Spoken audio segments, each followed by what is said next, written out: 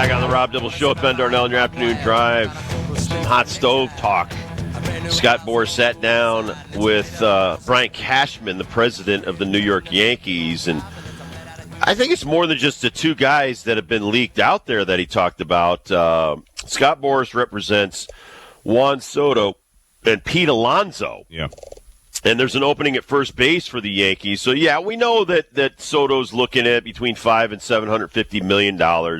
Alonso's looking to increase his offer from like $160 from the Mets to probably over $200 million. But there's a lot of other guys that are out there. You've got Alex Bregman of the Astros as the free agent. He's also a Boras client. And this is a big problem. This is why I left one agent and went to another.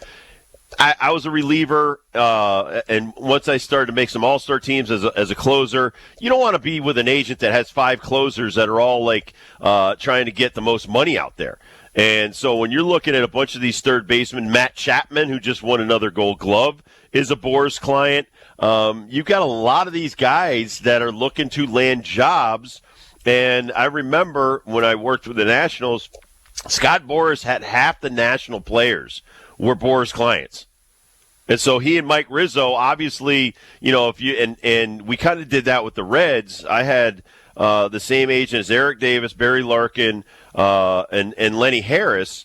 And my agent would say, hey, you got to do Dibble's contract and Lenny Harris before we get to Larkin and Eric Davis, the perennial all-stars. And it kind of worked in our favor. That's the same thing that Scott Boras does with teams, tries to get the most people on there. Another guy that jumps right out on me here is Corbin Burns. Yankees want a starting pitcher. Corbin Burns, free agent. I told you about how much he's looking for, around $200 million. That's because Scott Boras always values his clients. And so, this guy's old. Might have maybe 2 or 3 good years left in him. Who knows? But that's kind of excessive. So, you know what I'm getting at here. Scott Boras, he wants to put a bunch of guys on the Yankees, try to get the most money for these guys, because in return, he's going to get 4 or 5% of that, whatever their signing is. And the Yankees have been burnt by Boras in the past in some of these. Gallo rings a bell. As many people that want to say Gallo's on this list. Carlos Rodon is one of the Boras's guys. Yusei Kikuchi, free agent. Kikuchi. Blake Snell. Here's another one that they could have been talking about yesterday. Sean Manaea, another one. J.D. Martinez, another one.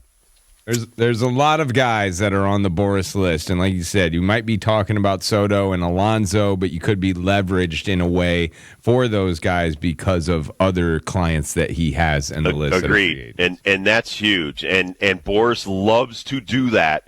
So like let's do a deal with Alonso before we really get down and dirty with Juan Soto.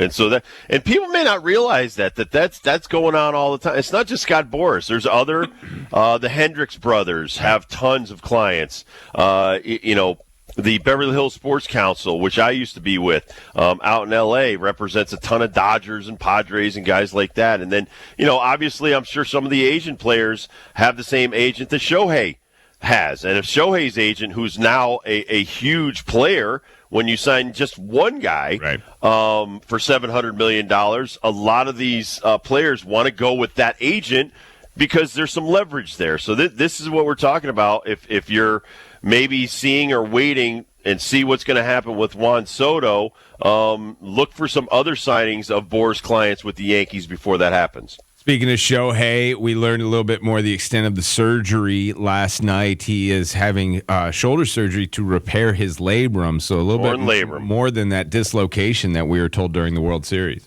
Well, when you sublux it and it's going to tear up everything inside that shoulder, he's lucky it wasn't a torn rotator cuff. The labrum is the cartilage that the ball joint basically runs on in there. I had a torn labrum, shortened my career. It's a tough pitcher's injury, but for him, it's his it's his catching side. Right. But it's also his backside of his swing. So you saw him running the bases, holding his throat, basically his collar. It was painful. I can honestly tell you because I've gone through it. It's a stabbing sensation. It hurts like hell.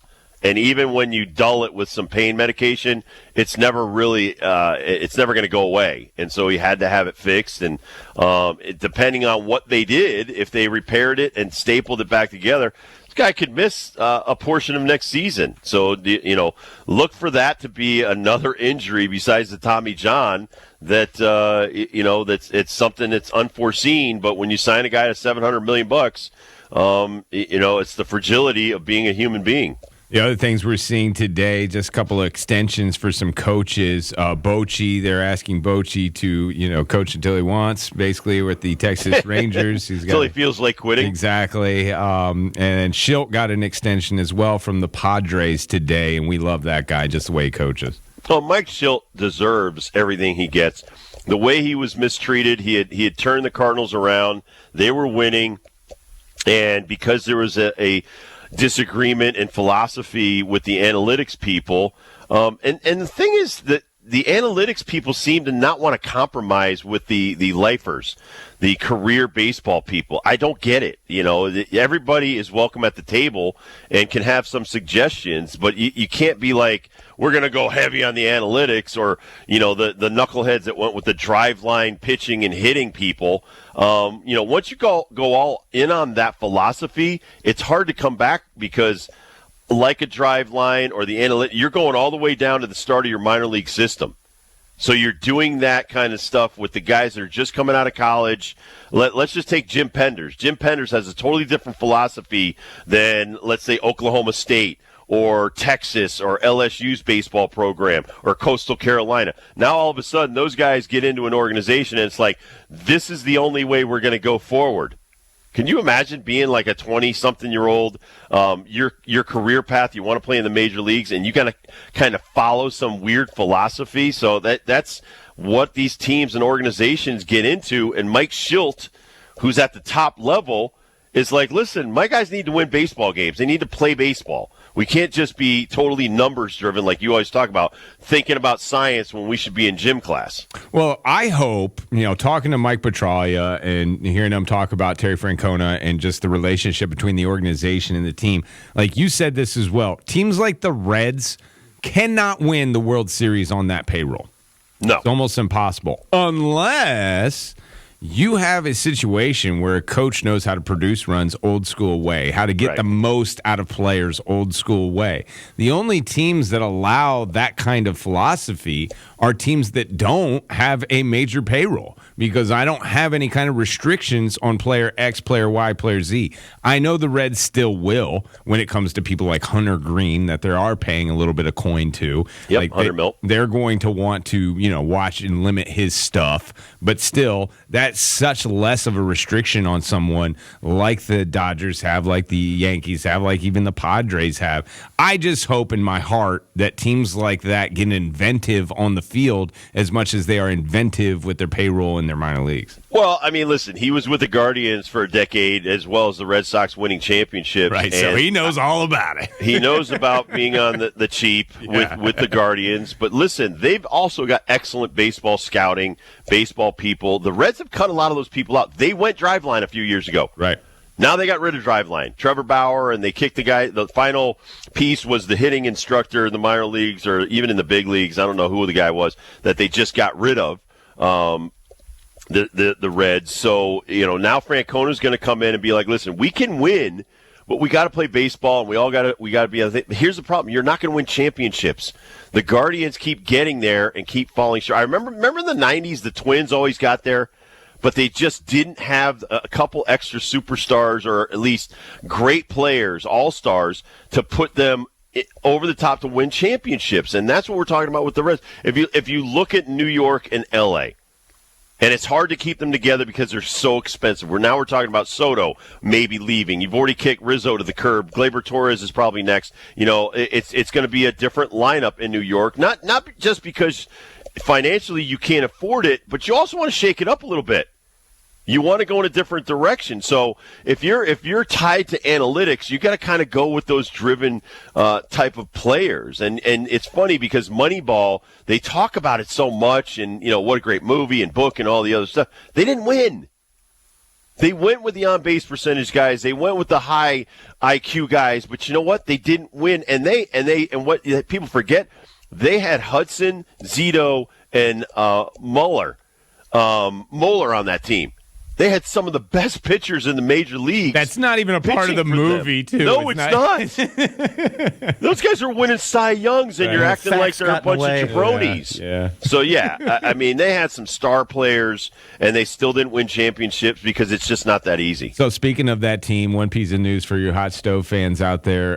Oakland, obviously, no more with the Athletics. The Athletics, the A's, are going to Sacramento for who knows how long until the new field gets built in Las Vegas. So next to their name, like when you see their abbreviation in the standings, it will not be SAC like the Sacramento Kings, because they will not be known as the Sacramento Athletics. They are simply going to be known as Athletics throughout the years until they go to Las Vegas. So ATH will be next to their name in the standings instead of OAK like it has been, or SAC. So their abbreviation will be their team name.